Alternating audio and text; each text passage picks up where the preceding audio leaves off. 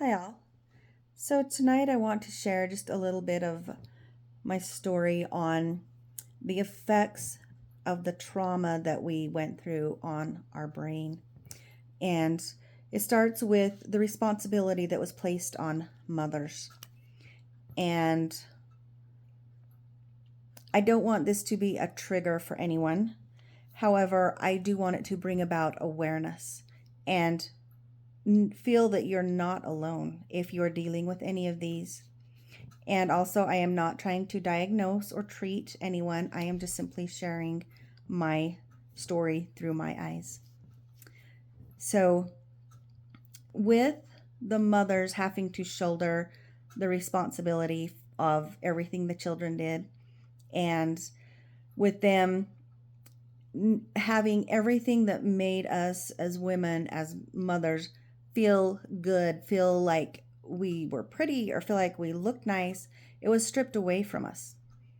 Any wearing of makeup, or getting our nails done, or wearing pretty clothes, or something that was different than the norm. And that was a very big thing because, happy wife, happy life. The mom leads the family. Well, in the taking the responsibility of the children and everything that the mothers were shouldered with, it created a change in the children, in the next generation, that was not a good one. And some of the things that it did was it removed individual ownership and personal contribution. There was no feelings of, this is my project, this is what I'm doing, and they were happy that it was theirs, or they were proud of their accomplishments. And there was no shouldering of the failure, sharing of the pain of lack of success. But it also imprinted in their minds that misbehavior was okay, that they could get away with it, and there was no accountability, which is so horribly detrimental. But this type of programming created followers, not leaders, as well as it created generational trauma. But doing this with creating followers, that is the quickest way to get the sheep to follow the shepherd, so to speak, is just create a bunch of followers, because who's going to lead? Nobody has the skills or ability to navigate through the waters. Anybody can drive the ship, but it takes a very skilled leader to chart the course. But the moms were manipulated by guilt and by shame and humiliation. You could never be quite good enough. You could never do enough. You could never ever qualify. And I was publicly shamed, publicly humiliated, and it created some issues in my brain. We were never allowed to show any outward expression of anger. And I remember doing homeschool, and the curriculum we were to use this particular year had all been rewritten. All the little readers for the first graders, and we called it the father books because everything was about father. But here in these books that we're teaching to these little first graders that are just learning to read, they're teaching separation. The boys on one side, the girls on the other. The father over there, the mother over here with the kids. The no touching policy. Everything's a handshake, and there's no expression of emotion other than everybody is so sweet to help. Everybody's just so happy to be there. The mothers have no feelings, no validation, no support, no nothing. And in doing this, it created a trauma brain, basically, to be continually under the pressure and have no outlet for it, no way to shift the energy or to change the situation, because we were kept so stinking busy, just doing busy work. Just be busy, busy, busy all the time till your brain was going to frickin' explode. And it seriously felt that way so many times. But through doing that, we had no emotional expression. Eventually, I lost the ability to even label what I was feeling. It was just bad. It was just dark. It was just bleh. There was no exact name for it. There was no hurt. It was hurt. It was betrayal. It was frustration. There's a myriad of labels, but we only had one. Well, two actually. The keep sweet and the bad. And it was either, if you were not keeping sweet, you were in the bad category. And at that point, then it's not like, can I help you? Is there some way I can shoulder the load? Or is there some way I can encourage or validate? It was like, oh, you're not keeping sweet. You are not doing what you should be doing, because if you were keeping sweet like you should be, you wouldn't be feeling this way. You wouldn't be dealing with this kind of stuff like you're dealing with it, which is totally incorrect, because we all have to deal with what we're going through in our own way. But I had a very limited ability to effectively communicate. And I was on massive sensory overload all the time. My clothes had to feel just right. I couldn't have anything restrictive. I didn't want anything that was stiff, and if there was too much noise, I just thought my brain was going to combust inside. And so I would, instead of giving voice to those emotions and feelings, I would just shut it down.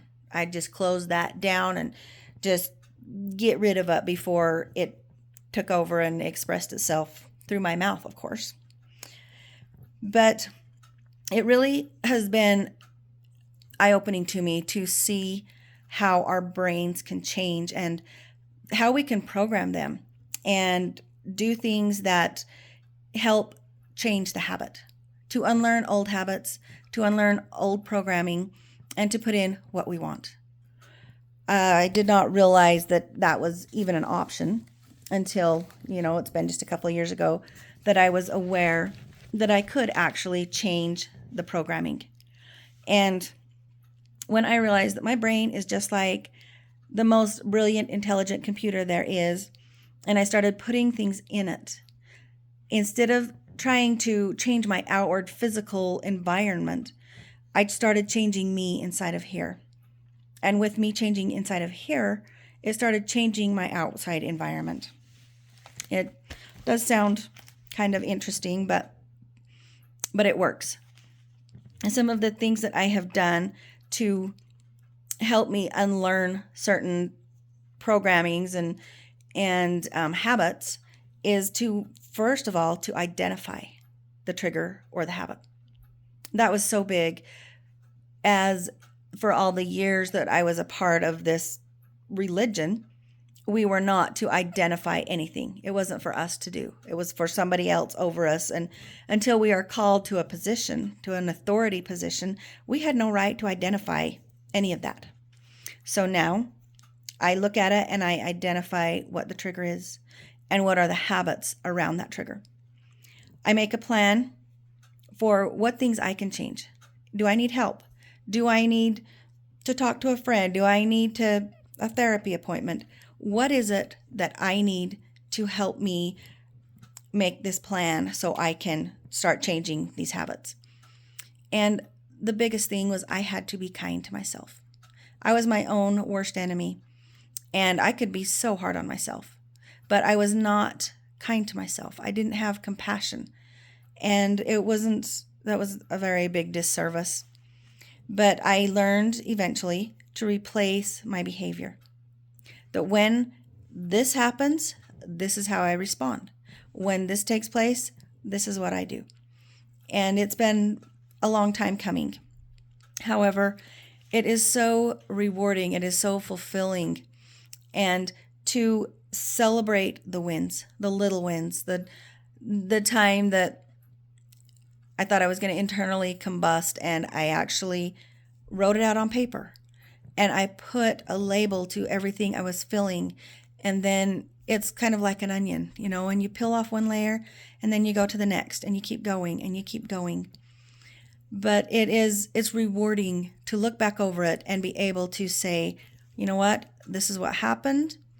Here's where I was, and here's where I am going. And this is where I am now on my path to where I want to be.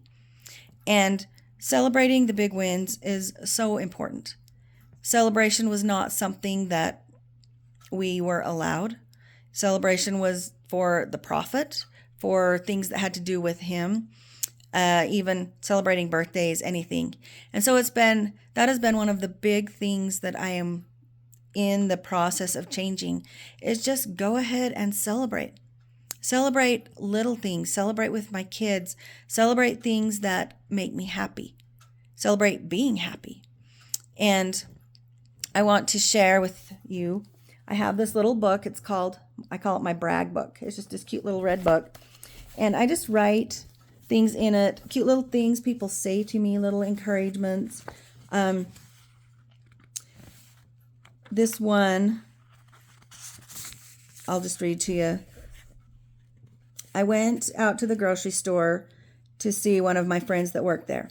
As we were leaving, she hugged us, myself and Paisley, and she said, "Thank you so much for coming out to see me. I was having a really rough day, and your energy just changed it all for the better." And she gave us a hug again, and then we left. Anyway, little things like that. And when I'm having a rough day, I just pull out my little book, and I read a few things in it. And it literally changes the energy. And it helps me shift and realize, you know what? I'm only having a moment. Whatever I'm in right now is just a moment, and it will pass. So I do hope this has been helpful and insightful. And just thank you for watching.